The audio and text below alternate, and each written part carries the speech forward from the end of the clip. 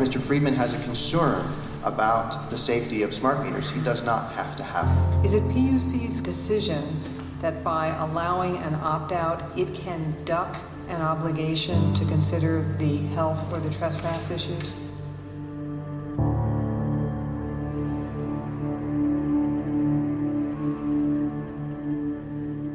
Your Honor, all of these issues were before the Commission in the earlier proceedings. The Commission had a proceeding on this and But it didn't decide any of those issues. No, Your Honor, the Commission did not. The Commission, in fact, declined to do the analysis to make the decisions about health and safety. The remedy for all of the concerns in those proceedings was to offer an opt-out. How about the members of the public that are not opting out? Isn't it the Commission's responsibility to look out for their health and safety? And to make a judgment as to whether they're being unreasonably exposed to RF? Your Honor, nothing in the world can be made absolutely safe. So are you admitting that they're not safe? Is it the PUC's position that these are safe enough? Your Honor, the public is free to have whatever concerns it would have. What the Commission is doing, as you presented, is saying it has declined to do the health and safety analysis. You're on your own.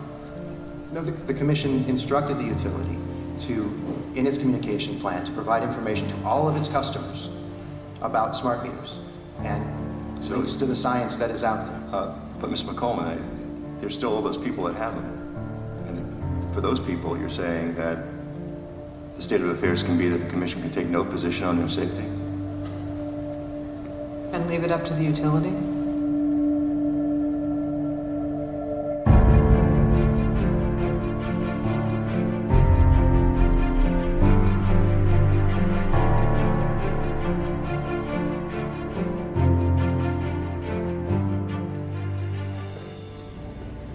About a year ago, a good friend of mine got ill, and there was no apparent reason why.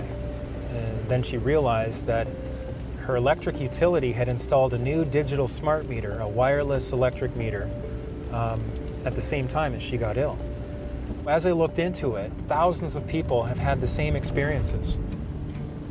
So I wanted to figure out, is this really happening? Are people truly getting sick because of radiation coming from electric meters? I grabbed a camera and interviewed as many people as I could from all around the world to find out what's been their experience and what do they know. I had no idea the level of startling information that we would discover along the way.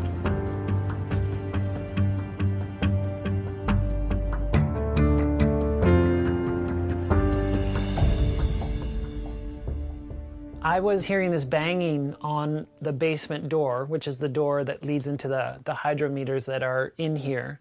So I leave my bed and I come down here and I sit right here on the step and I'm like, okay, I'm gonna film this.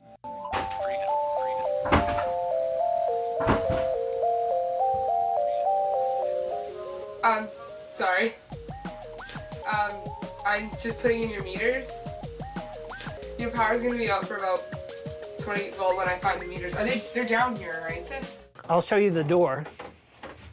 I'd heard her banging, but I didn't know that she actually kicked the door in until she left. Because when she left, I came here and I found this on the ground. I was like, wow, she actually kicked the door in. We've since repaired the door. We've put these do not install a smart meter sign on our door. And apparently this wasn't the only case of a utility breaking and entering.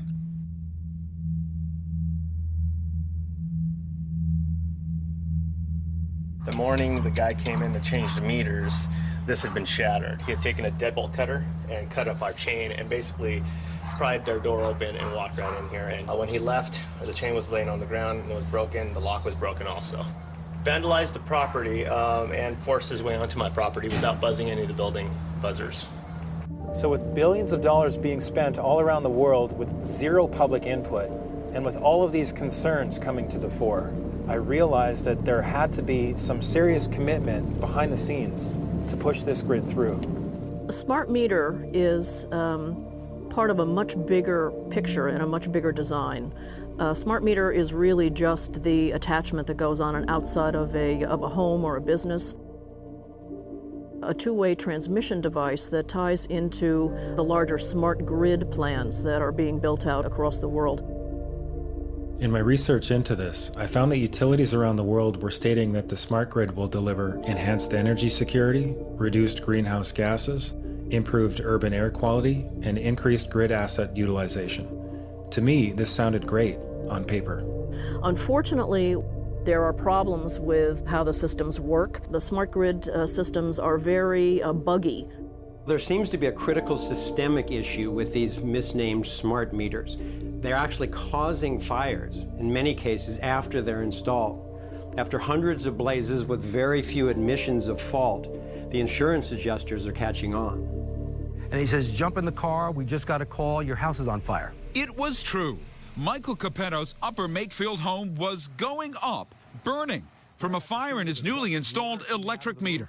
Well, tonight there's a major development from PECO. After at least 24 fires and more than a dozen incidents of overheating, the energy giant is halting its controversial smart meter installation program. And they're being installed by people who are not very well trained for the most part. BC Hydro says it's removing 1,000 smart meters from homes across the province. The company says the move is just routine testing. So how many smart meter fires have there been? We've installed approximately 9 million smart meters, and we have no reports of smart meters causing fire. Not one single report. We don't. Another picture, this is probably the better side of the garage. I don't know if you can see it. The meters were over here. And so the fire department basically said that the meters started the blaze? If you just took one look at the wreckage and said smart meters and walked away and never called back or came back. Well, Brittany, you were saying earlier that there was no smart meter fires, and this lady right here has pictures of her smart meter that exploded on her house. Josh, can I ask you to stop recording? PG&E knows that they do catch on fire when they are remotely turned back on when a customer who is delinquent in their bill finally pays their bill. These meters catch fire. They know it, and they are covering it up. Taxpayer money has now gone to some of the largest corporations on the planet. General Electric, for instance, is the largest manufacturer of smart grids. They're being manufactured in China. As part of the 2009 U.S. bailout, $3.4 billion was funneled into a national smart grid stimulus, later increased to $11 billion. This created a scenario where utilities were given a massive financial incentive to go along with the program. And because they went after the stimulus money, they needed to have a certain amount of their meters deployed before they could recoup the cost. In addition to that, they started billing customers for these smart meters months prior to any actual deployment of these meters to the people's homes. So the consumers have been paying for these smart meters all along, even if they didn't have one. According to Time magazine, President Obama originally suggested pouring $100 billion into a smart grid at a time of economic crisis immediately following the 2008 election. Wikipedia reports that the U.S. government's primary reason for this unprecedented allocation of public funds is the eventual reduction in electricity usage by more than 4%. However, real-world evidence shows that installations of smart meters are not even producing any energy savings whatsoever.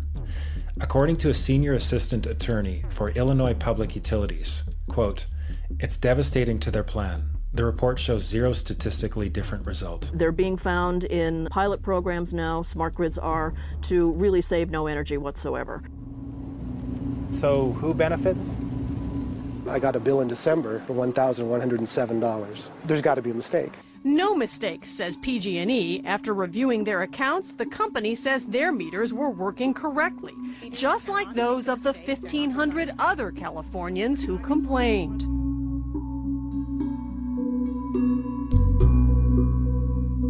Consumer advocate Mindy Spat says that still doesn't explain something else. Customers with the smart meters claim that their energy usage has inexplicably risen since the meters were put in. So in other words, it makes it look like all of a sudden they're using twice as much energy as they used to use. Exactly. An experiment by some students at Stanford is raising new questions tonight about the accuracy of PG&E's controversial new smart meters. People all over the state have been complaining about inflated bills. 7 on Your Side's Michael Finney is here now to tell us more about the students' experiment. Like so many others, these students' PG&E bill went through the roof at just about the same time their new smart meter was installed. We start the week with an explosive investigation into the massive mistakes being made with power bills. Serious flaws affecting every electricity user with a smart meter have been uncovered. And when this whistleblower told his power company what he'd found, they offered to pay him off. This exclusive investigation by James Thomas has sparked calls for a national inquiry. Why is it that in Ontario, California, Texas, Australia, all these other jurisdictions, the rates have been doubling and tripling, and this is a fact. And we are told that the bills are going to stay the same, it's actually going to bring the bills down, it's going to be more efficient, and all these things. Then when the bills go up, all these denials start to come in. Well, actually, you were just using more energy. The best one that I like to hear is actually the meter's more accurate. These cost increases from widespread systemic inaccuracies of smart meters are separate from the additional cost increases, which will be based on time of use. It's all about money. We're going to be charged for time of use one day. It's coming. But hang on a minute. Isn't the whole point to lower electricity bills for everyone? I mean, what we're seeing so far with increased bills has to be just a bump in the road, doesn't it?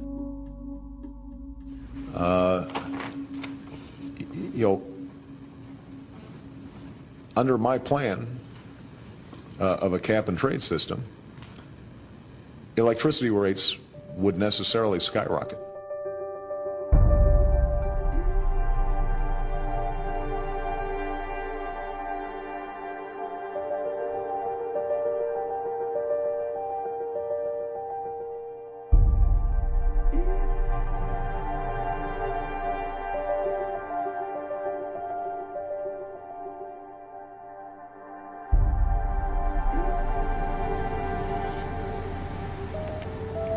The next thing I started to hear about was how this worldwide smart grid program was making the entire power grid vulnerable to cyber attack.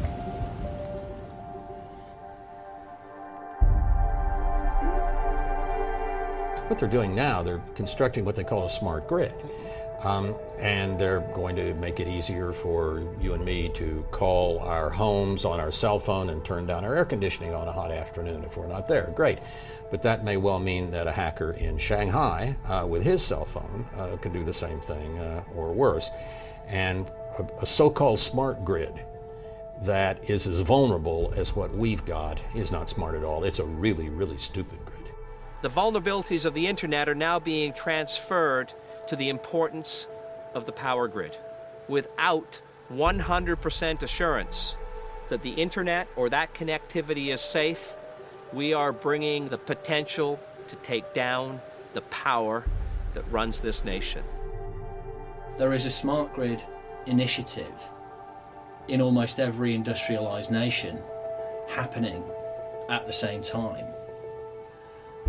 And what that provides is the potential for disaster to happen on a catastrophic scale. Even the US government is admitting that the smart grid now opens the door to cyber terrorism on a huge scale.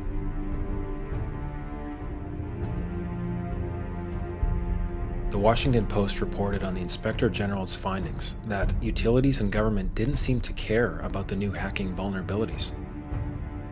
Energy officials knew of these weaknesses but approved plans for the projects anyway. My journey of investigating deeper into this worldwide program began in British Columbia. They knew about smart meters years ago. They could have been talking about it, but they kept it quite secret. They thought perhaps they could introduce it, simply do it, and no one would respond. We'd all forget. And they designed legislation that would make this possible, the installation of these smart meters, because without the legislation, obviously, it would be going to the Utilities Commission, they'd be looking at it, they'd be assessing it, they'd be studying it, they'd be addressing all the concerns we're talking about now. That's their role, and that's been cut out of the process. It was a terrible idea. Without the ability for the public to get honest, transparent answers from the government and from BC Hydro, they were left to their own devices. Which for many BC Hydro customers meant turning to the internet. And a quick Google search of smart meters will give you thousands of pages of bad news. We have a large number of British Columbians, over 100,000, that have not yet received meters, and it's because they don't want them. It has nothing to do with a lack of technology. It has nothing to do with the labor shortage.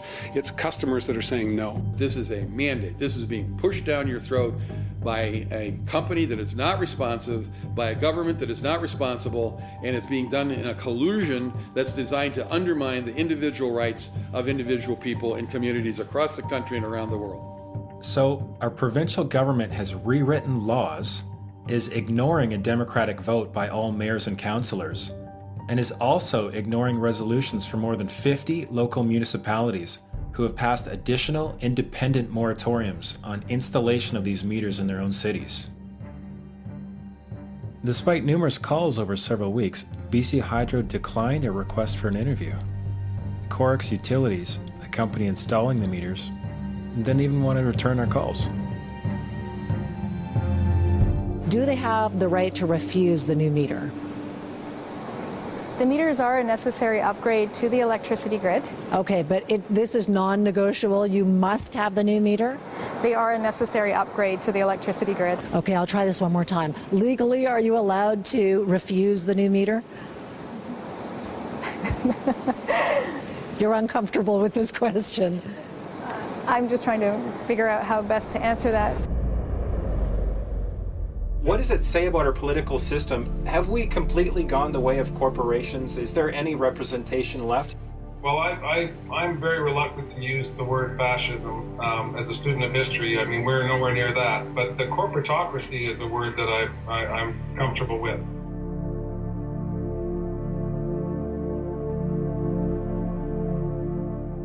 There's a worldwide privatization scheme. It's really, I suppose, a new form of corporatism, where governments are no longer masters of their own fate. And it starts to become clear that this same undemocratic process to covertly implement smart meters in my province of British Columbia was also the case in California, throughout North America, and around the world. So how could it possibly be the case that these corporations who are pushing for a global smart grid would continue with their plans despite an enormous list of potentially disastrous downsides? A massive part of the smart meter agenda is to literally track every single movement within a house. So every time somebody switches on a light, every time somebody switches on an appliance, each of these appliances has a unique code which is then effectively transmitted through the smart meter down the grid. So anybody that is minded to do so can hone in on an individual residence and actually track what is going on in that household. So they can figure out, when is your refrigerator being used? When is your TV on? What are you doing with your energy? And they're going to start having a profile of you as an individual. A congressional research report all but concluded that smart meters in the United States are a violation of the Fourth Amendment. In no uncertain terms, the court has asserted that, at the very core of the Fourth Amendment, stands the right of a man to retreat into his home and there be free from unreasonable government intrusion. With smart meters, police will have access to data that might be used to track residents' daily lives and routines while in their homes, including their eating, sleeping, and showering habits, what appliances they use and when, and whether they prefer the television to the treadmill, among a host of other details. And while some utilities are still saying that all of the in-home private data they'll collect on you will be kept safely tucked away, another picture seems to be emerging. Here in California, utilities are already selling our private electricity usage data to third-party corporations for a profit. Rather than discourage this practice, the California Public Utilities Commission has actually encouraged it. In a 2011 press release titled, "California Commission Adopts Rules to Protect the Privacy and Security of Customer Electricity Usage Data," comes the following. CPUC President Michael Peavy: "Our action today will protect the privacy and security of customer electricity usage data while enabling authorized third parties to use the information." Commissioner Timothy Allen Simon added, "I support today's decision because it expands consumer and third-party access to electricity usage information. I hope this decision stimulates market interest." In the summer of 2013, these newfound intentions became evident. The San Francisco Chronicle revealed that California's electric utilities last year disclosed the energy use records and other personal information of thousands of customers to agencies within the U.S. government. As General Petraeus has said, make no mistake about it, we have the ability to spy on your households through your appliances. And if we have that ability, we probably will use it. I mean, this is control freakery. It is the wet dream of the technocrats. People who live locked in a left brain construct that has no room for anything spiritual in their lives. Last year we discovered that Verizon have a patent for a piece of technology that they're calling the Smart TV Detection Zone. And this product will sit next to your television and be capable of eavesdropping on your conversations whilst you're watching TV. So we'll be able to determine, for example, who's in the room, who's watching TV, what you're talking about, and how you're talking about it. How far does that go? Where does it stop? At what point do we draw the line and say no? Let's look, for example, at the CISPA bill. That's the Cyber Intelligence Sharing and Protection Act, which was intended to legalize transferring all your data from megacorporations to the government. Now, this seems to be in violation of our Fourth Amendment rights against unreasonable search and seizure, but it's already passed the House. Fortunately, the Senate has so far refused to vote on it. Recognizing the pushback to CISPA, apparently the Obama administration has created a covert agreement with the Justice Department to grant immunity to all these communication companies and internet companies that were already sharing the data. And now, as of June 12, 2013, a new aspect of that goes into effect, which expands this whole authorization to cover all critical infrastructure sectors, and that includes energy, health, and finance. What you're seeing is the establishment of a surveillance society. You're seeing the establishment of a surveillance network. It raises the specter of kind of the rise of soft tyranny. It raises the specter of you're automatically suspicious until we prove that you're not. It raises the specter of a universal, I call it a universal wiretap, a persistent universal wiretap on every single person.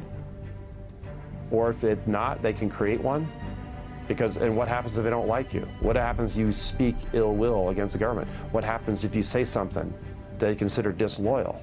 I mean, that's not the country that I took an oath to defend 4 times in my government career. What's the mindset of these mammoth corporations who are now apparently in partnership with government? Eric Schmidt is Google's CEO. People are treating Google like their most trusted friend. Should they be? If you have something that you don't want anyone to know, maybe you shouldn't be doing it in the first place. Google has already been caught and fined for systematically hacking and harvesting passwords from millions of private Wi-Fi networks with its mapping cars, and illegally siphoning private data from iPhone users. We don't need you to type at all, because we know where you are, with your permission. We know where you've been, with your permission. We can more or less guess what you're thinking about. So Schmidt simply views the invasion of privacy as a way to allow the internet giant to gain more information about you. And then that data will let the search engine help you in your everyday life. Don't you get it? Google is trying to amass a huge amount of personal information about you to help you. Duh. There's what I call the creepy line, and the Google policy about a lot of these things is to get right up to the creepy line but not cross it. I would argue that implanting things in your brain is beyond the creepy line. Mine in particular. Yes, at least for the moment, until the technology gets better. Let's talk a little bit about information and search. Wait a minute, what was that? I would argue that implanting things in your brain is beyond the creepy line. Mine in particular. At least for the moment, until the technology gets better. Is he saying that Google's creepy line is defined only by the current level of technology? What does a higher level of technology have to do with morals or ethics? But what I learned in Silicon Valley was there is no moral component to technology unless humans insist that it be there. What more do you need to know? But most people seem to want to just close their mind to it and just say, oh, the government wouldn't do that, and, you know, that can't be true. It is true, and once you know it's true, you get this question in your mind of, how did they think they could get away with it? And what in the world are they trying to do with all this data? Why do they need to get into our lives this deeply? My research has led me to believe that the controlling elite are trying to create a global cashless currency. And one of the ways that they intend to do this is to base it on carbon credits. Basically what that means is they're going to dole out your use of energy dependent on your behavior, and they want to be able to control it themselves. So these things that they're installing, the meters and the appliances with both sending and receiving transmitters, would allow them to not only monitor, but to control every appliance in your house. What is it that makes the government think that they can usher us into a totalitarian state at all, much less without us even noticing? It seemed to me that whether it's a terrorism threat or an apparent energy crisis, or an obsession to modernize technology without purpose, what's being consistently implied is that we must now willingly give up our basic human rights. I had to wonder, what if we are being systematically fed a false paradigm? Scarcity is the nightmare that's lurking in everyone's mind. It's what's driving a lot of our emotional reactions to everything that we face. It's that lurking fear that things are going to run out. So it's not a bad thing that we do have these fears, but they've overcome our ability to look at the reality, which is that we don't live in a condition of scarcity. There is no shortage of energy on this planet. The sun is the source of all, and the sun produces quadrillions of times the amount of energy we need.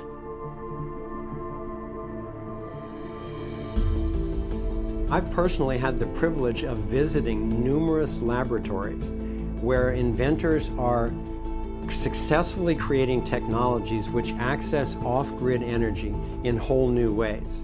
And it's really exciting to see. Sadly, most of these have been raided and shut down. And the Federation of American Scientists have actually acknowledged publicly on their website that over 5,000 of these technologies have been suppressed, have been confiscated in the process of applying for patents. This whole smart meter fiasco could go away very quickly if these alternative energy technologies were simply allowed to flourish. Now, that's not going to be in the agenda of the controlling elite. That's going to be up to us. I looked into it, and it turns out the US government has actually created a law for the suppression of inventions. The patent laws allow any interested agency, including the Atomic Energy Commission, to shut down any patents if they consider them to be detrimental to the national security. With 6 of the world's 7 largest companies in the oil and gas industry, could it be possible there's a vested interest in preventing decentralized clean energy, pulling strings at this level of depth? And incredibly, in July of 2013, Spain actually taxed the sun setting a fine of 30 million euros for violators who collect sunlight for their own use. While billions and billions of taxpayer dollars continue to be spent for a centralized control grid, are we still expected to believe that this has anything to do with going green? Whenever human beings are invested historically in a particular technology, then power structures build up around that fight for their own interest, just at a time when a change is about to take place to a better way of doing things. They fight for their existence like a creature fights for its existence. They are the dinosaur that is just about to become extinct, which is the need for overly centralized power producers. And that this is a bid to have a device in the home which gives them both control and future capabilities of broadcasting and receiving through the home. Whatever is happening to Americans with this technology is going global. Every one of these energy companies in the United States is embedded in an international grid of energy delivery, and they're working to control every household across the world using this kind of technology. Wait a minute, this isn't what I asked you to do. All I asked you to do is deliver electricity to my house, not monitor my house, not broadcast throughout my house. When I was in Silicon Valley in 1980, this was being discussed. It was who was going to take over the home, the energy companies? Was it the phone companies? Was it the energy companies? Whose line of access to the home was going to allow a single point of access to the home? But it didn't escape everyone that however they delivered everything to you, made you totally dependent, gave complete access, and could be a two-way street. But what no one knew at that time was that a method of technology would be used whose byproduct was essentially radiation. Ms. Lawson? Our power was cut off on February 11th, 2013, and we have not had power in 7 weeks. And because they installed that radio frequency meter on our property, my sisters had fevers of over, over 102 Fahrenheit, and they kept on going up. This is not normal. This should not be tolerated. Okay, I want a high-level person from DWP to connect with this family, find out exactly what's going on, and let's fix it immediately. Unfortunately, when I complained about the smart meter put on our property, I was told there was no smart meter on our property. It's a radio frequency meter. When I began to express to LWP the health concerns that came out of nowhere, they told me that I was making it up. It didn't make any sense. My husband and I had numerous people come to our house and explain to us that it must be something else in your home.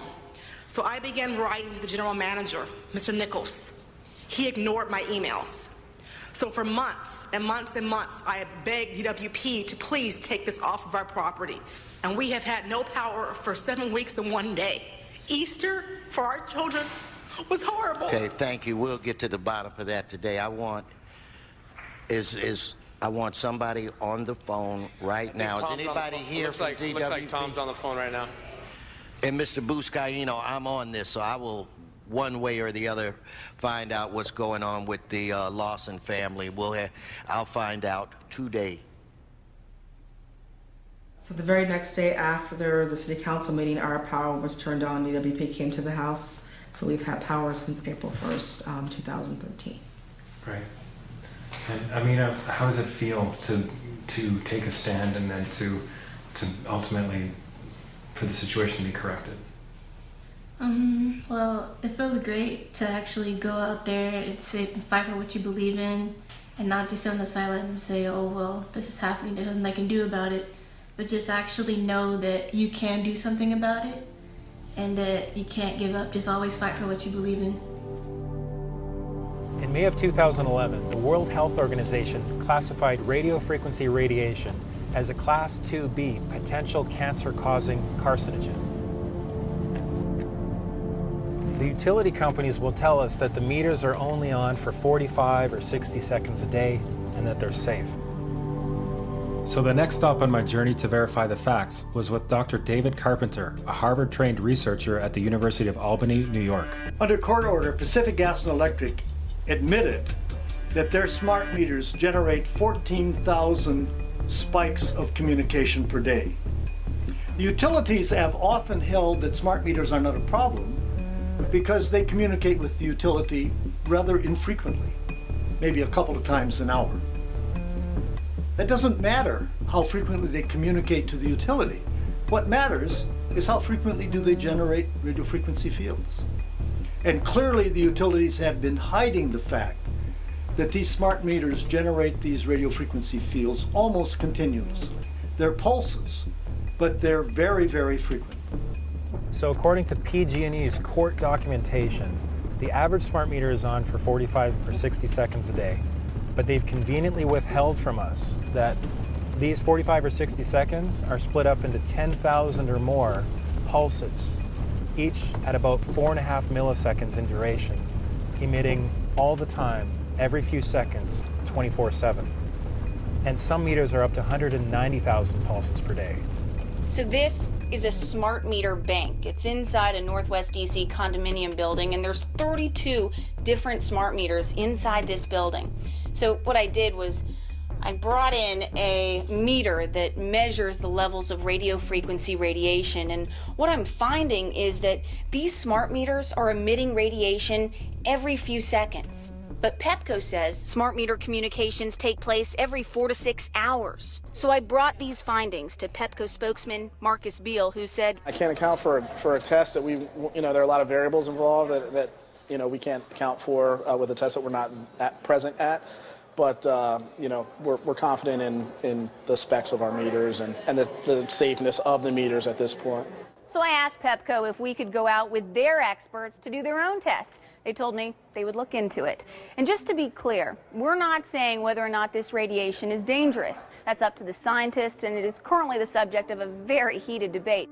The definition of a smart grid is a wireless system that will fundamentally turn every single appliance in your home into the equivalent of a transmitting cell phone. That's every computer, every television, every furnace, every air conditioner, every coffee machine, every printer, every single appliance that you have in your house will eventually, in a smart grid, have an antenna that's embedded into it that will transmit your usage data to a smart meter on the outside of your home that will then transmit your usage data to another tower receiving a usage signal that will then go to the utility company for supposedly billing purposes.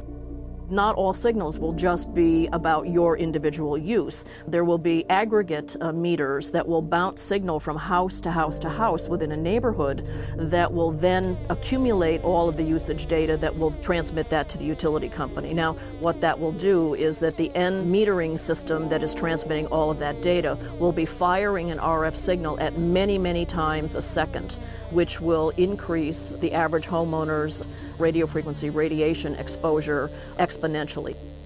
This picture shows some aphids on the leaf of an orange tree shortly after radar equipment was installed at a nearby airport a number of years ago. I noticed that every few seconds, all the aphids would tense up in unison and do sort of a little dance, as you see in the picture. Upon further investigation, I found that the interval of time between the activity of each dance coincided exactly with the rotation of the radar rotor device at the airport, which was a distance of approximately 14 miles. And we now have vast amounts of published science on microwave radiation and health effects. The data we're going to look at are all published science, testing results, or public standards. At the bottom end of the radiation scale of what's called power density or signal strength is the minimum level at which cell phones will work, which was found to be 0.2 billionths of a microwatt per centimeter squared. Pine needles were found to age prematurely at 0.000027. At short-term exposures of 0.05, children aged 8 to 17 experienced headache, irritation, concentration difficulties, and behavioral problems. Point 1 is the biobiology or building biology guideline for extreme concern.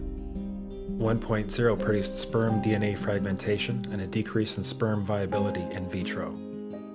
Also at 1.0, the science shows the following bodily effects can occur: headaches, dizziness, fatigue, insomnia, chest pain, difficulty breathing, and indigestion. 2.5 saw altered calcium metabolism in heart muscle cells. 4.0, changes in the hippocampus affecting brain memory and learning. And at 6.0, DNA damage in cells. So, where are smart meters on this list? Electrical Power Institute in December 2010 measured a single Itron smart meter with pulses up to 7.93 microwatts per centimeter squared. Our own testing indicated approximately 8.0 with 1 meter. These tests are at a close distance, approximately 1 foot away from the meter, but an infant's crib could be just as close on the other side of the wall where the meter or bank of meters are installed. Even though there are all these known health effects at levels far lower, Switzerland, Liechtenstein, and Luxembourg see fit to set the standard at 9.5. And China, Poland, and Russia, 10.0. This is the same level at which behavior has been altered, producing reflexes of avoidance following 30-minute exposures. A room of 12 smart meters, very common and even a conservative number in an apartment building, tested at 19.8 microwatts per centimeter squared.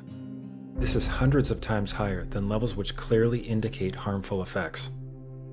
So how can utilities and governments get away with forcing these devices on everyone? This is how. In Canada and the US and several other civilized countries, the safety limit is set at 600 to 1,000 microwatts per centimeter squared. This so-called safety limit is literally tens of thousands of times higher than levels which are known to damage health, according to peer-reviewed published science.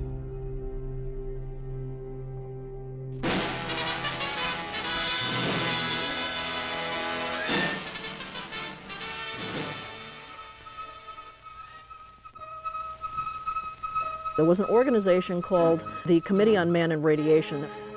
Essentially, the Committee on Man and Radiation intellectually framed this as a controversy that there was no such thing as a non-thermal effect, that thermal effects were the only good science, and they had good science on their side, and anyone who said otherwise was either a crank or needed to be dismissed from the area altogether.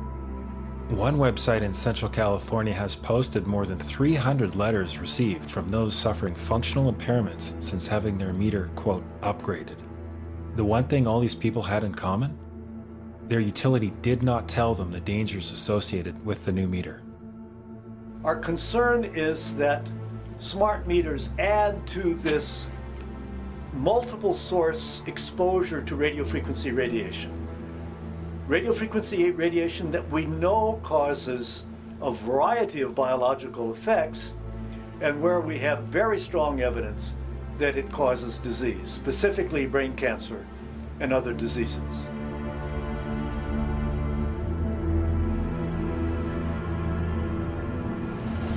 There have now been more than 6,000 published scientific studies on the health effects of microwave radiation since the 1930s, and with the vast majority showing that there is some biological damage being done, the jury's no longer out on whether this is harmful. Even by 1972, we have the US Navy producing an unclassified report of health effects on the human body observed from microwave radiation, summarizing more than 2,300 studies. 5 pages of observed human health effects in this report include headaches and insomnia. I was walking by and I got like a flash headache. It's painful. How many times did that happen? Every time I walked by it, which was a bunch of times. Vagomometic or irregular action of the heart. They were installed in my house, and shortly after that, I started experiencing pretty significant heart palpitations. Anxiety. I was nervous a lot and I couldn't sleep. Chest pains. I started getting this intense chest pain. And changes in the operation of implanted cardiac pacemakers. Well, my heart would speed up to do about 170 beats a minute, and I could normally control any arrhythmia that I would have before just by meditation and relaxing. And the smart meter, I couldn't bring it down. And you found that when you were in that electromagnetic field, your heart was going to high rates of arrhythmia. Yes, and it wouldn't happen all the time. It happened the first time was 8 months after the meter was installed. Yep. And then the second time it occurred was 6 months after that. And then it went 4 months after that. And then went 2 months after that. So you became more and more sensitive. More sensitive as the time went by. And you found that when you were able to remove the meter, that you did recover. Correct, yes. Yeah. Another serious health complaint about these devices is what's known as dirty electricity, caused by the converter between DC and AC current. It appears that utilities do not wish this aspect of the health issue to become widely known. I can't tell you how many people have called me who became dreadfully ill the minute one of those got put on their house. Dirty electricity is the best synonym is electrical pollution. We understand air pollution. There's clean air, there's polluted air. There's clean electricity, there's polluted electricity. Dirty electricity is the major pollutant that comes into your house on your wires, riding piggyback on the 60 cycle. The real evil about the smart meters is everybody gets one, the whole neighborhood. I mean, every house in a development, every apartment in a building has got one of these things. Each one's got a switching power supply in it, and they're all big generators of dirty electricity, and I'm certain it's the device that changes the AC to DC. After having 12 upgraded meters installed on her bedroom wall, Rosa Perrick began experiencing headaches and insomnia. I lived through Nazis, communist soldiers, Cossacks. Nobody damaged my health as much as smart meters did. This is supposed to be my golden years. Instead, these are my bloody years. You did not give me option. When you came and installed, you did not give me option. I didn't have no option. You came after me. You deceived me. I have something to show you. This is I have no control when I'm going to bleed, when my nose is going to bleed. This is the blood from my nose. I cannot even sleep on my own bed anymore. I have to close the door to the bedroom and sleep on chairs in the living room or put the mattress down, sleeping bag on the floor.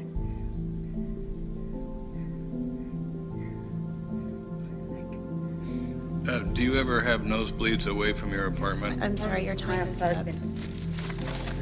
Thank you very much. I appreciate you coming. Your time is up. Your time is up. Thank you. I made a call to a government agency. I started to talk about the problems with the meters, and he was getting agitated, and he said, they're just like cell phones. There's nothing wrong with these meters, they're just like cell phones. And I said, no, it's not true. There's a problem with these meters in the switch mode power supply. And he said to me, how do you know about switch mode power supply? And I said to him, what is your name? And he hung up on me. And then about 10 minutes later, he called me back on a different phone, and he told me there is a problem with the switch mode power supply. He knows about this, but he can't talk. And I think that a lot of people are scared to talk, and a lot of people know what's going on here. Electricians know, people at Con Edison know, but I don't think they know what to do. I would say that it's better to do the right thing, because when people are silent, a lot of people can die.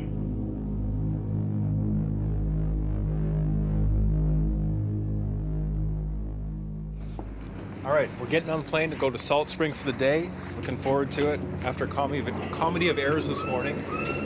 And here we are. Beautiful day.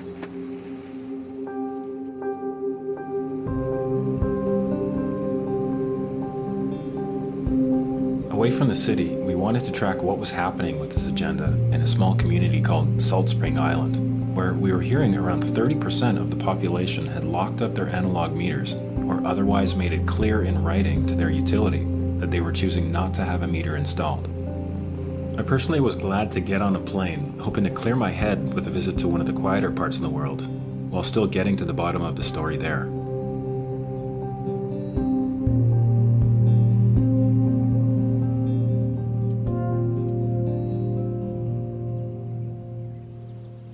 We know that you have refused a smart meter. Okay. The meter that will be installed onto your premises here will not be functioning as a smart meter because there are no receivers established. You get what everyone is calling a smart meter, none of which are smart meters yet. Because You will guarantee me that we will not have it functioning as a smart meter. you're opt-out. Because we're opt-out. Yes, I guarantee You will guarantee me that. And if you want, I will get BC Hydro, I will get Gary to write you a letter to that extent, and he'll send it registered mail. So, Chris, are they going to be running this as a smart meter or just as a regular meter? They're going to be running this as a regular digital meter, such as has been put on houses since 2008. So Chris has the meter on now, and he's going to test the meter. Yeah. Okay, they're lying, folks. This is emitting. Oh, there you go. Yeah, they're lying. Getting a reading on your... Sorry. Yeah, okay, that's over 20,000 microwatts, and the hydro has officially lied, publicly lied in front of all these people, lied to the owners of this house, to the effect that this would not be emitting radio frequency radiation. It's emitting radio frequency radiation in spades. I feel like They have lied. Yeah, you have lied. You son of a bitch. You have lied. That You is and your buddies. really bad. I'm so upset. I'm so upset. You've lied to us. You've lied to us. You said that there's not going to be any radiation coming off that, so you're lying to us. I have no idea of the testing mechanism of this. I have no idea who you are. You know, how do you think I feel right now? I trusted you, and that's how I honestly feel. I feel like I've been raped. With this smart meter program, we're stepping across the line from democracy to corporatocracy, and that's scary. The person who invented the word corporatism was Benito Mussolini. It's also known as fascism, and everybody uses that term a little too loosely, but in this case it applies very, very succinctly. If you don't have the right to a healthy environment, you have basically lost all rights. People who haven't the faintest idea that they had a smart meter installed are getting very sick all of a sudden and wondering why. And suddenly it comes to them that, oh, something's different about my electricity meter. I'm a beekeeper, or I was a beekeeper. For over 10 years, I had 2 hives on my side porch outside of the rain. About a year ago or so, I had a smart meter installed outside of my knowledge with all the EMF. This winter, I've lost all my bees. I don't know if it's because of colony collapse disorder, or I don't know if it's because of the EMFs from the smart meter, but it is suspicious.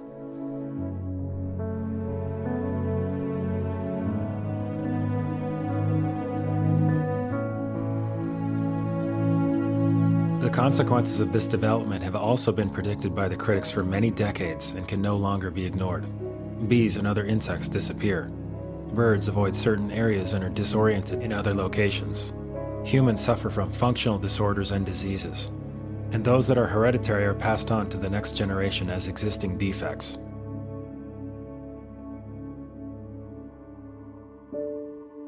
Despite overwhelming evidence of biological harm from this type of electromagnetic radiation, the utility industry has assumed the safety of smart meters without doing any testing.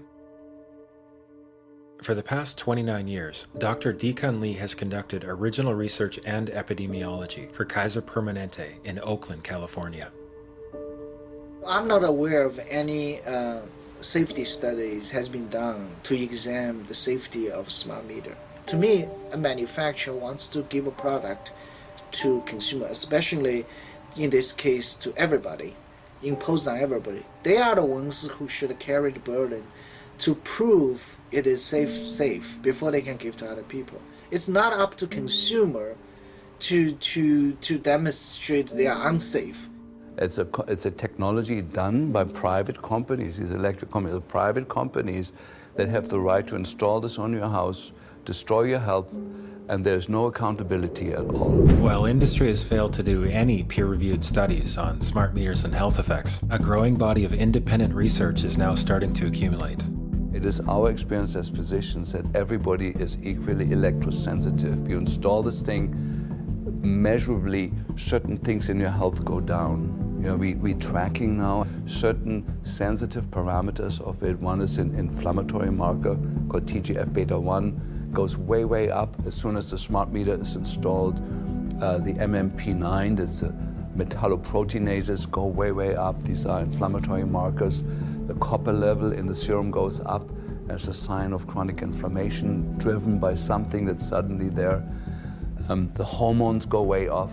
The neurotransmitters go way off. So we have lab tests that we can show. Here's the patient. We monitor him for 10 years before. He was completely normal. The smart meter was installed 6 months later. The patient looks like a dying patient from the lab work.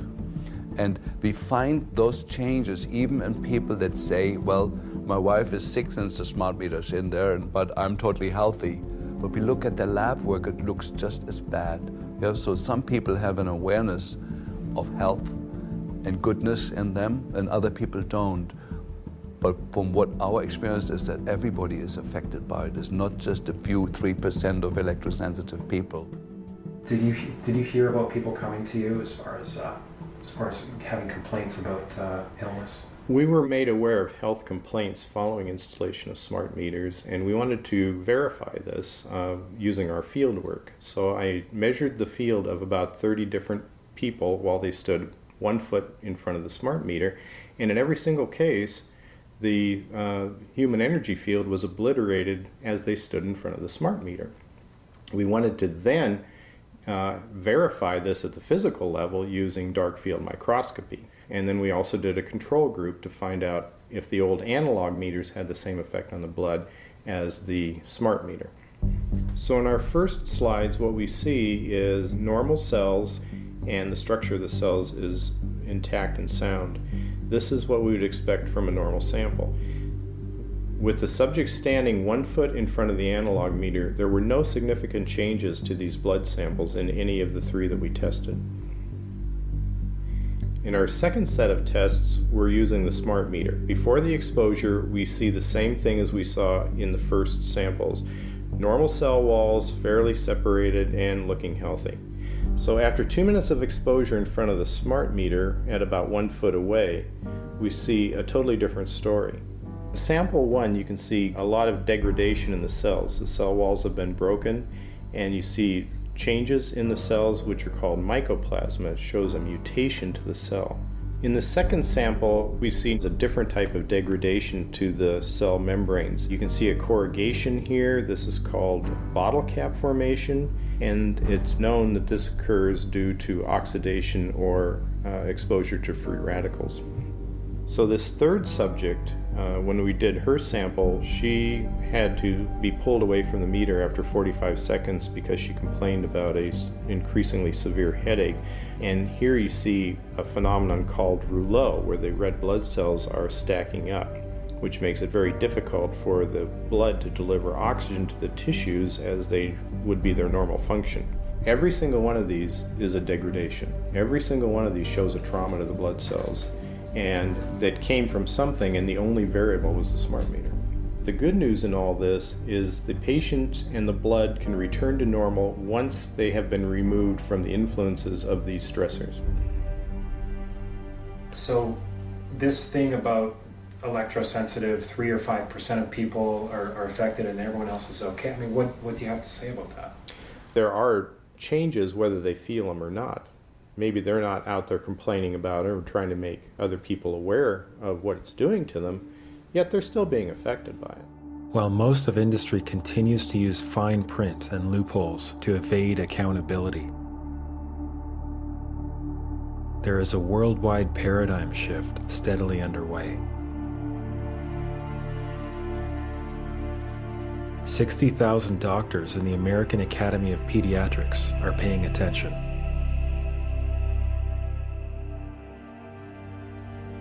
And teachers' unions, this one of 45,000, are beginning to speak out against Wi-Fi in the classroom.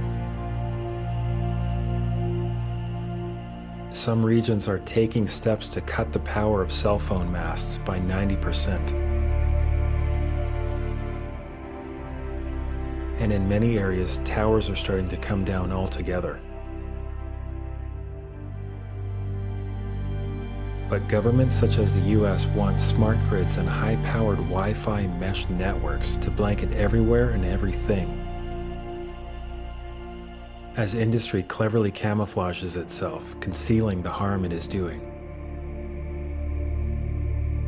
Amazingly, our centers of medicine are seeking to bathe newborns in wireless. And this has continued on because the official line is that microwave radiation is safe enough.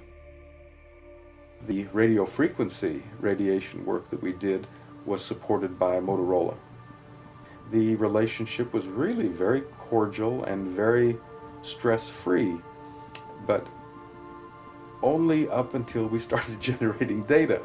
These folks were very, very upset and began to talk about how are they going to handle this, what sort of spin can we put on this, what can we expect from this, and from that point on the relationship changed. What we saw was that Motorola began to exert more and more control over the work, telling us what to do, telling us how to write abstracts, what to say in the abstracts, what to say in the papers, how to do the work. No, don't do this. Yes, do it this way. This was unacceptable. I had completed our study of DNA damage, and I submitted the final report to Motorola. The point is, I kept getting nothing from these people. They simply weren't willing to accept my interpretation of my study, my evaluation of my study, my knowledge of science at that point, and tried to urge me not to publish the study. They didn't tell me not to. They just said, no, this isn't ready for publication. And they wanted me to do more work. I think one has to exercise caution at this point. And what makes the cellular telephone research area so difficult right now is there is no money available for research other than that's coming from industry. So, I mean, what does this do? I don't have any faith in what comes out. I have absolutely none, not with my dealings with industry so far. When I filed my initial complaint, Central Maine Power responded with a 250-page, basically rebuttal on why smart meters are so safe, and they hired Exponent, which is a science and consulting firm that has represented the tobacco industry. They've represented the asbestos industry. So this is a firm that industry hires to prove that dangerous products are safe.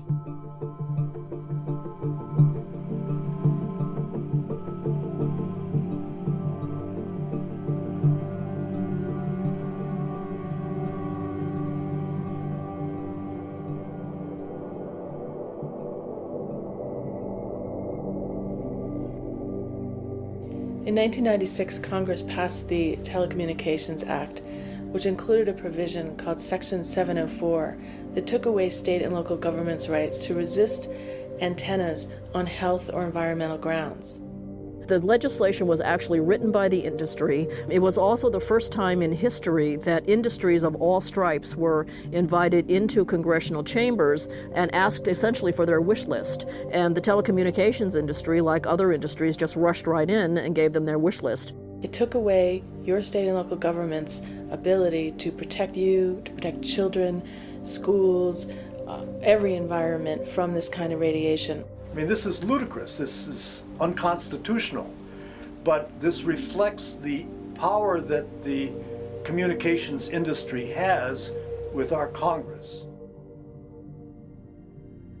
And now there's a new bill called the Smart Grid Advancement Act of 2013. This bill would grant the federal government unprecedented powers to forcibly deploy this smart microwave and surveillance program upon all states, regions, and everyone in the nation.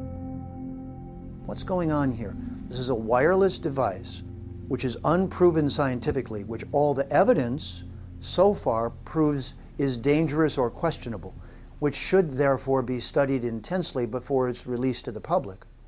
Clever people called the technology smart to make it seem intimidating so no one would question it. Some smart ad man came up with that and got paid $300,000 to call it a smart meter so you would feel less knowledgeable, which they know we feel, and then you wouldn't question the smart people putting it in your house. So I call them not smart meters, dangerous meters. I started wondering, how are our future generations being affected by this unprecedented increase in electromagnetic radiation?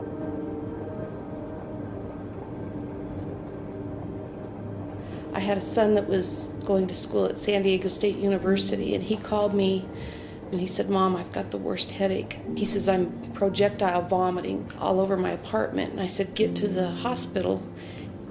And the emergency room doctor at Sharps Memorial Hospital in San Diego called me, and he said, "Your son has bleeding in the brain." And I said, "We'll be there immediately."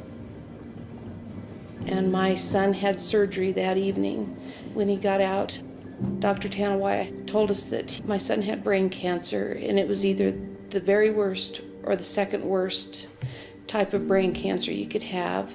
It was nothing but chaos for 7 months. We moved him back home and had to pack everything that he owned in California and brought him home, and he only survived just shy of 7 months, and he died October 11th of 2008. August 7th of 2009, I typed in cancer clusters, and I saw SDSU, San Diego State University brain cancer cluster. And I read this article over and over, and I think it put me in shock, and I ended up on the floor for the rest of the day. But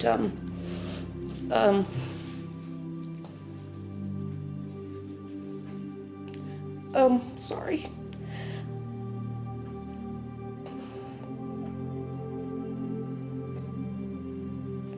I realized they were talking about my son, so I immediately started contacting SDSU, the administration, and I felt myself just being bounced around. Nobody wanted to deal with me. So I got in my car and I drove out to San Diego for the whole month of October of 2009. And I went over onto the campus. In these articles, they talked about a cell tower.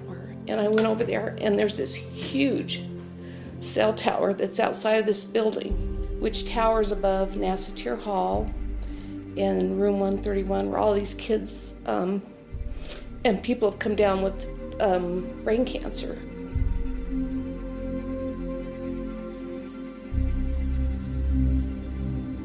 My son, Rich Farver, died October 11th of 2008, and he was in Nassatir Hall, room 131. Professor Charles Cutter died June 19th, 2008, Nassatir Hall, room 131. Lou Terrell, diagnosed with primary lymphoma brain cancer in 2008. He was in the room right next to room 131. Dwight Anderson died in 2008, Nassatir Hall. Miss Laurel Amtower died August 29th of 2010. Richard Funston died, and he was also located in Nassatir Hall, room 131. I just think that this wireless stuff, we just need to get a handle on it and warn the public. But I just want parents to know, and I want kids to know that these are very dangerous, and these are on many, many college campuses. A reporter from the San Diego Tribune that I had contacted actually called me at home, and he said, "This story will never get out in San Diego." And I said, "Why?" And he said, "Because of money."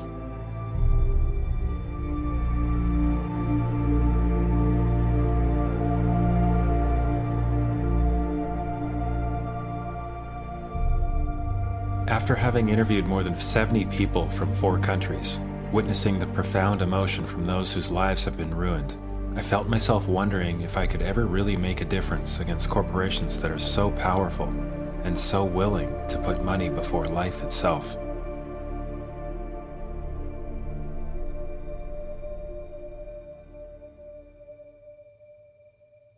So here's UPA installers crossing over locked fences and against consent. On January 23rd, with premeditated malice and forethought, our city manager, in collusion with our city's administrative police chief, ordered an all-out assault on many of the citizens' personal property by cutting locks, illegally trespassing, threatening tax-paying citizens, mostly women and elderly, and actually arrested 2 of our stay-at-home moms on trumped-up charges for refusing installation of smart meters. Get off my property right now. No! No! When the full force of the city's police department is turned on its own people, it's time for a radical and immediate change. Now, I just spoke with Naperville City Manager a few minutes ago, who says the city is within its legal rights to enter private property and install those smart meters. The meters, they say, are their property. He also says that the meters are safe. He also says the women deserve to be arrested if they violated the law. But exactly what those misdemeanor charges are, we still don't exactly know.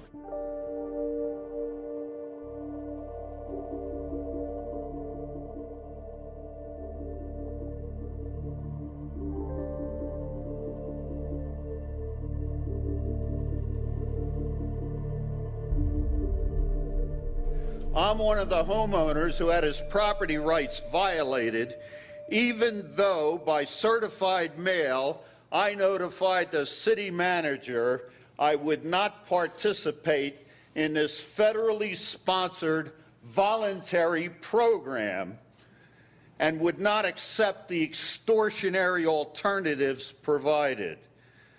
As a result, I'm asking for City Council to fire the city manager, the acting police chief, the police officers who participated in this travesty, and any city employee who advised them that they had the right to do so.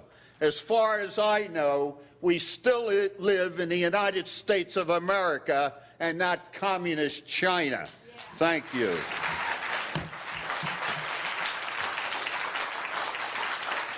There will be a 5-minute recess until you settle down and obey the rules, or we won't continue.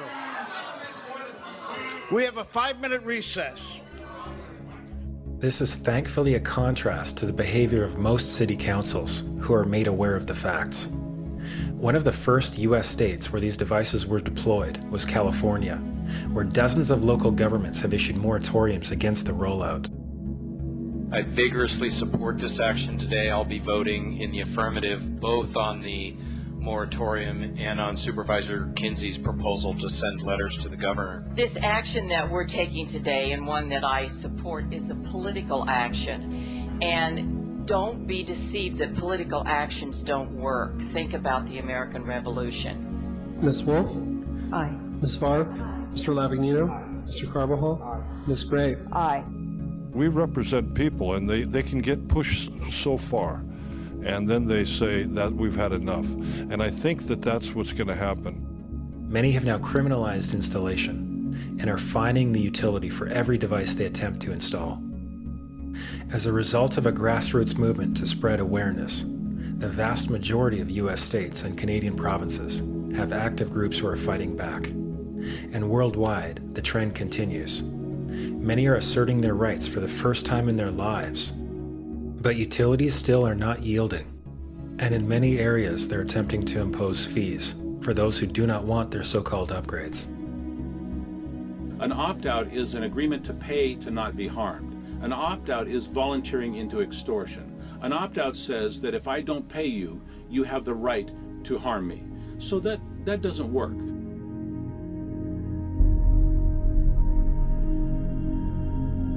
They are embarking on a monstrous act of deception. They are saying one thing, but you're getting something else.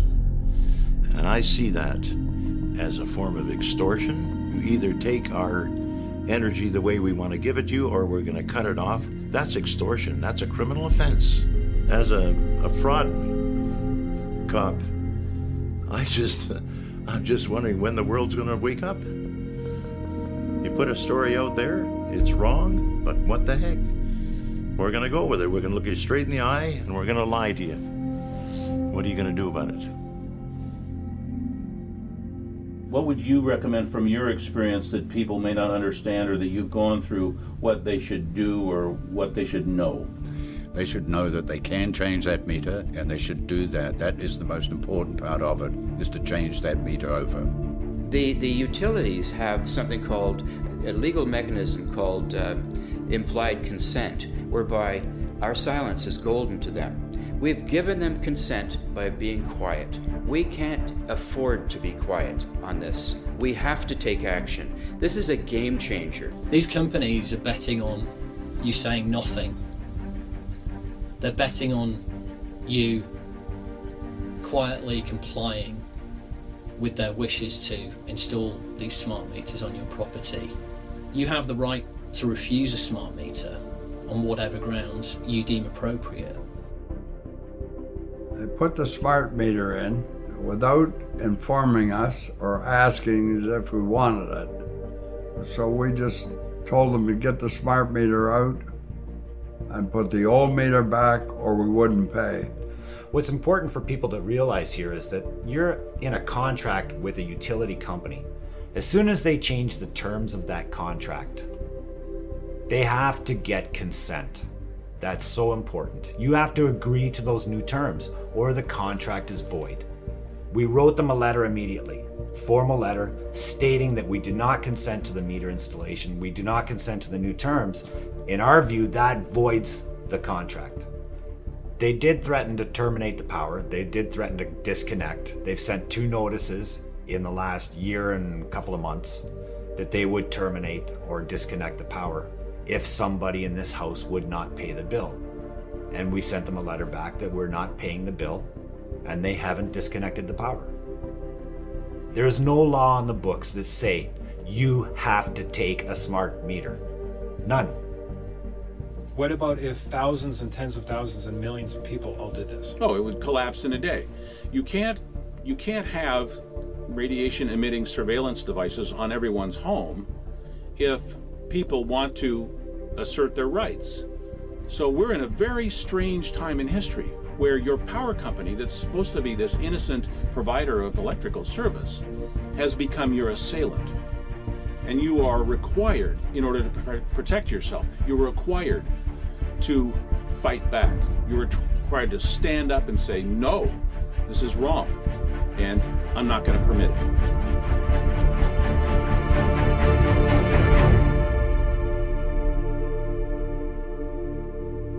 It's that a device that is broadcasting and receiving wireless signals permanently has been surreptitiously placed in your home unnecessarily and without your permission and without proving itself scientifically. This is a test case for technological democracy if I've ever seen one. Dear Big Brother, I wish I could say you're acting like a brother, but unfortunately, an Orwellian big brother is what you have become. The problem is you've presumed you have the right to make decisions that are harming the quality of all of our lives, our health, and children, simply because you've been in charge of the distribution of a necessary resource in our lives. It does not matter why you have done this. There is no right way to force unproven and dangerous technology upon the world. And history has shown that being sorry after the fact for harming people through unproven medicines, technologies, is of no help. You do not have enough money to repay the harm that you are doing to all life. From the acknowledged dangers of genetically modified foods, to preventing new ways for people to generate energy, to invasive, untested devices for monitoring and control, you have created problems and forced false solutions in the name of saving the planet, fighting terrorism, or increasing corporate efficiency.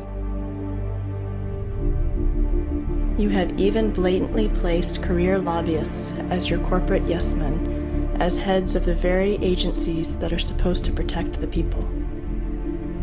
Now you are deploying wireless digital surveillance and broadcast devices upon everyone without disclosure. This is a preemptory attack against the principles of a free society and a taking away of our rights to make decisions. It is not your place to make these choices for us. By behaving this way, you have gone from an asset to society to a tyrant acting behind the cover of corporate freedom. You have gone from the brotherhood of man to the Orwellian Big Brother, who treads upon our trust and goodwill for profit and control only. This is no longer acceptable. You and your agents will be held financially and criminally liable for your actions, as corporations and as individuals. The excuse of just following orders will be of no avail to those going along with this. We're now at a turning point when great numbers of people, even those on your payroll, those most subject to your campaigns of half-truths and skewed science, are beginning to see higher, are being inspired to speak out and bring down your dreams of dictatorship, and are courageously creating solutions. This is just the beginning.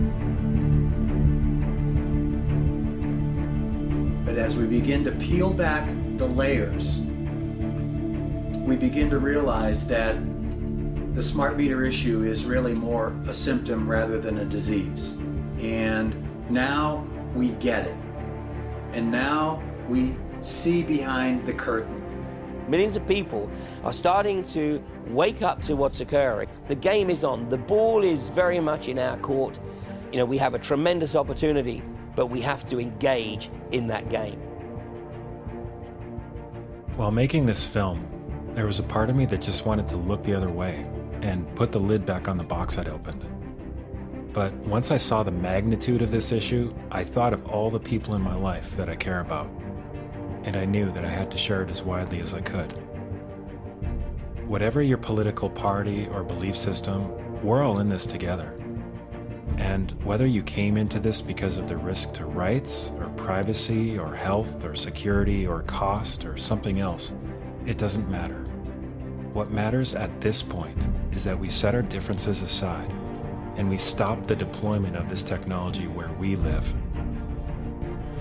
The only people I've come across who want this program are either misinformed or benefiting from the deployment. Instead of so-called smart meters and a smart grid, we need wise people who see what's going on and who realize that we all have the power to change our situation. Change happens when you make a decision and say, I will not have one of these devices on my home.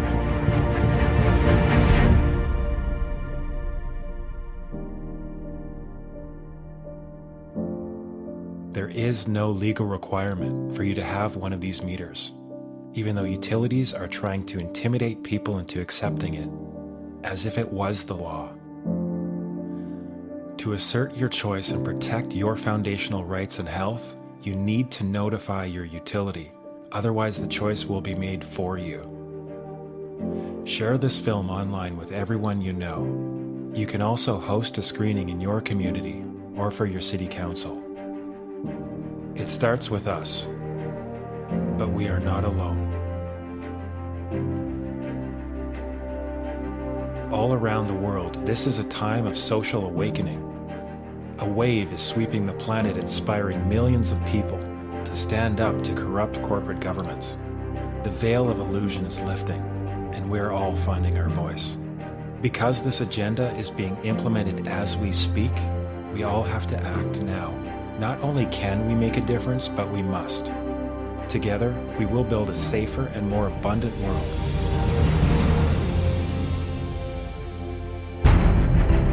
For us, our children, and all future generations.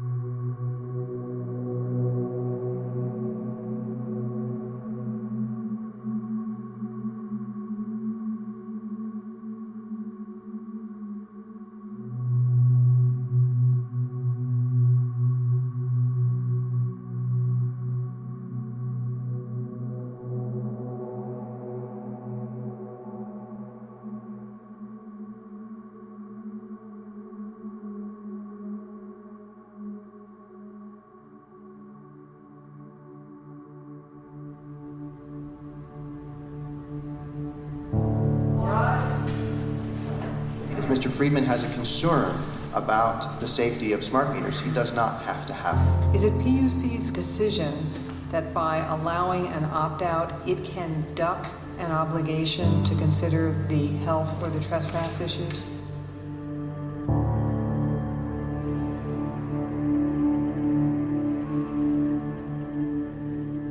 Your Honor, all of these issues were before the Commission in the earlier proceedings.